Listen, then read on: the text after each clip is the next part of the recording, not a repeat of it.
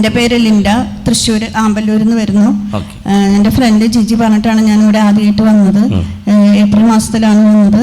എനിക്ക് ഭയങ്കരമായിട്ട് അലർജിയും ശ്വാസം മുട്ടലും ഉണ്ടായിരുന്നു. ഞാനിവിടെ വന്നപ്പോൾ എനിക്ക് ഭയങ്കര പേടിയുണ്ടായിരുന്നു ശ്വാസം മുട്ടൽ വരുമെന്നുള്ളത്. ഞാൻ ഇൻഹേലർ ഉപയോഗിക്കുന്നുണ്ട്.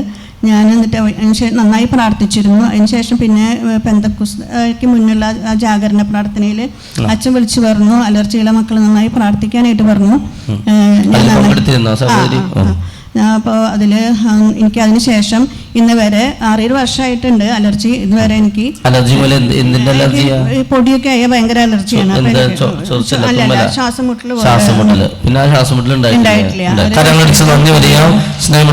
നല്ലൊരു സാക്ഷിയാണ്. കഴിഞ്ഞ നാളുകളിൽ പെന്തക്കോസ്തിക്ക് ഒരുക്കമായിട്ട് നമ്മളൊരു ജാഗരണ പ്രാർത്ഥന, ആകൂടി ജാഗരണ പ്രാർത്ഥന നമ്മൾ വെച്ചതാണ്. ആ ജാഗരണ പ്രാർത്ഥനയിൽ ഈ സഹോദരി വന്ന് പങ്കെടുത്തു. അതിൽ അച്ഛൻ വിളിച്ചു പറഞ്ഞതാണ് പൊടിയുള്ള ഈ അലർജി ഉള്ളവരൊക്കെ പ്രാർത്ഥിച്ചു സൗഖ്യമുണ്ടെന്ന്. അത് ശക്തമായി പ്രാർത്ഥിച്ചു. അതിനുശേഷം മെയ് മാസം നടന്നതാണ്.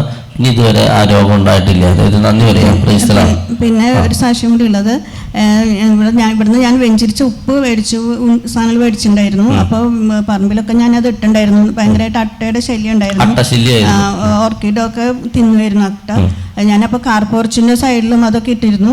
അതിനുശേഷമാണ് ഓഗസ്റ്റ് മാസത്തിൽ വെള്ളം കയറിയപ്പോൾ ഞങ്ങളുടെ വീട്ടിൽ കാർപോർച്ചിൻ്റെ ഞാൻ അവിടെ ഇട്ട അത് വരെ മാത്രമാണ് വെള്ളം കയറിയുള്ളൂ. അതിന് മുമ്പത്തെ 2018 വെള്ളപ്പൊക്കത്തിൽ ഞങ്ങളുടെ വീടിൻ്റെ അകത്തൊക്കെ വെള്ളം കയറിയിട്ടുണ്ടായിരുന്നു.